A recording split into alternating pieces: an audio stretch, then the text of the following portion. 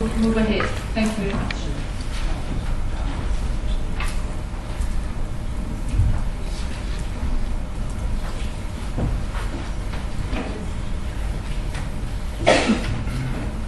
Good afternoon, everyone.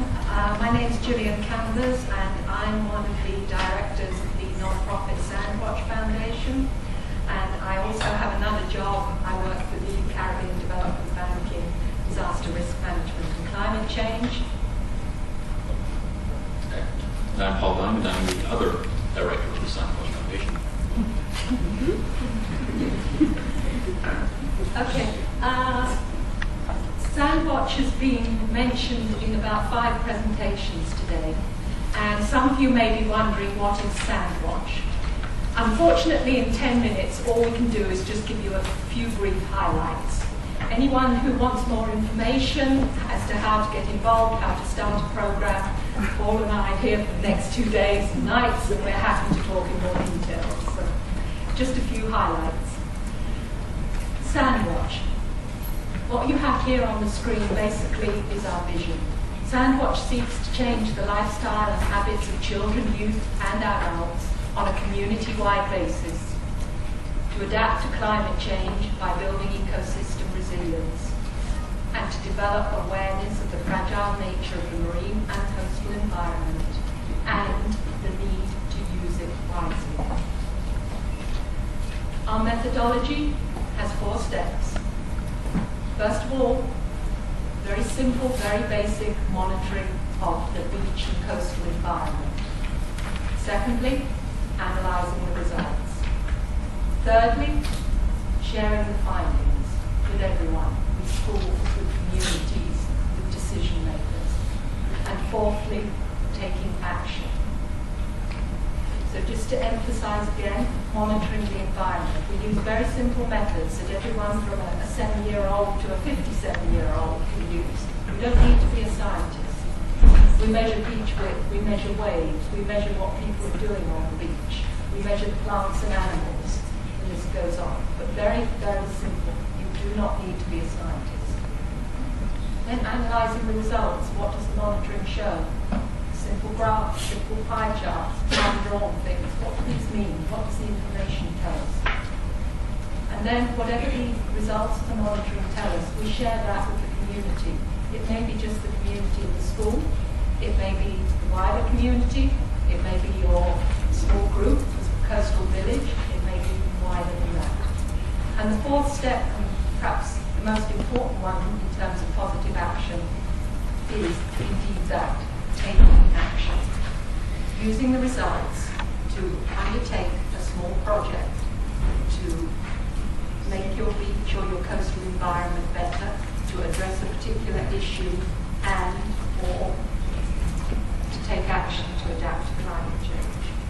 We've got hundreds of examples, and it was difficult to take one, but I just wanted to take one example to show you what we mean by the Sandwatch program. This example comes from the Dominican Republic, where there's a very active Sandwatch group working in more than 12 provinces on the south coast of the Dominican Republic, measuring all the things that I've just briefly outlined. For instance, in 2008, they had more than 800 students in about 13 schools involved along there. The picture at the bottom left is the Sandwatch coordinator from the Dominican Republic, Bienvenido Santana, a very quietly spoken man, but a very vocal and passionate one. And I just want to give you a little example of what they do. If you look at the graph at the bottom right of the screen, they've been measuring at this particular beach turbidity almost every quarter for a few years, and you'll see a straight line, and then it suddenly jumps upwards. That's the blue line, I believe. Maybe at the back of the room. And basically, why this was because a hotel at that beach had built a jetty. Totally illegal, hadn't obtained any permission, and as a result of poor building practices, the turbidity, the visibility of the water is very muddy and dirty, and no one wanted to swim there anymore. So basically, the Sandwatch group shared their findings with the Undersecretary for Natural Resources in the Dominican Republic, who looked at their data, and then took out an injunction against the particular hotel, stopped the illegal construction, and fined the hotel. One small case of what one Sandwatch group has done. A few highlights. Sandwatch is active now in more than 40 countries, although I would emphasise in some countries it may be just one or two groups, in other countries it's many more. Groups of all ages are involved. It's been integrated into the school curriculum in the Cook Islands. It's basically a volunteer network. Nearly everyone who works on Sandwatch is doing it in a voluntary basis. Supported by regular newsletters and an active website, and also it's been recognised by UNESCO as an example of education and sustainable development.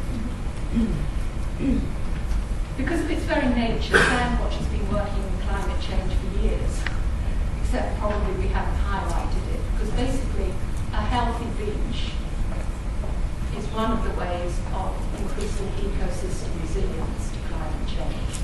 But ever since the fourth assessment report of the IPCC in 2007, we've really tried to target what Sandwatch is doing in climate change through our website, newsletter, and other activities. And I'd just like to share with you some of the lessons we've learned so far, because I think this might be relevant to some of the group work we're doing later in this workshop. And it also emphasises some of the points that were made earlier today. First of all, there's the need for accurate scientific and relevant information. How does a teacher in a remote island who's not a scientist find out if sea level rise in their island is 1 metre or 2 metres? And furthermore, does that matter? How does that person find that information? Secondly, we found that there's a need to target the changes in the next 10 years. We're not saying that the big picture is not important, of course it is. But sometimes people, if you talk about the next 100 years, well, the eyes roll up and they lose attention. If you can focus on the next 10 years, you keep your audience. Thirdly, to focus on what's relevant for a particular group. Maybe if it's a fishing group you're talking about, then maybe the health of the reef and what ocean acidification might do would be a topic to focus on. And fourthly, to provide positive examples of what people can do. Don't just give them the information because that picture we know is grim, especially in cities. UNESCO has been a prime supporter of Sandwatch since its inception in 1999. We thank them for it and we hope it will continue. There's been lots of other people and groups involved as well, but UNESCO has been there for us since the beginning. And especially since 2009, through UNESCO, we've received support from the Ministry of Foreign Affairs in Denmark to further integrate Sandwatch, or climate change, into Sandwatch. So basically what we've done, we've lost it, well, yeah, we produced a new manual. The old manual was outside, but we produced a new manual. It will be on our website probably by the end of next month, which actually integrates climate change into every aspect of Sandwatch. We don't have a separate climate change module. Instead, we've integrated it into everything Sandwatch does. Also, there's other activities, one of which will be an online database. And I'd just like to draw your attention to the photograph on this slide.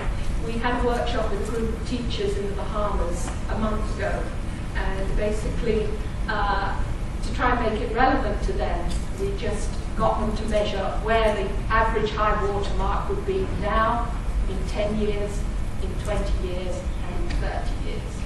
And this caused such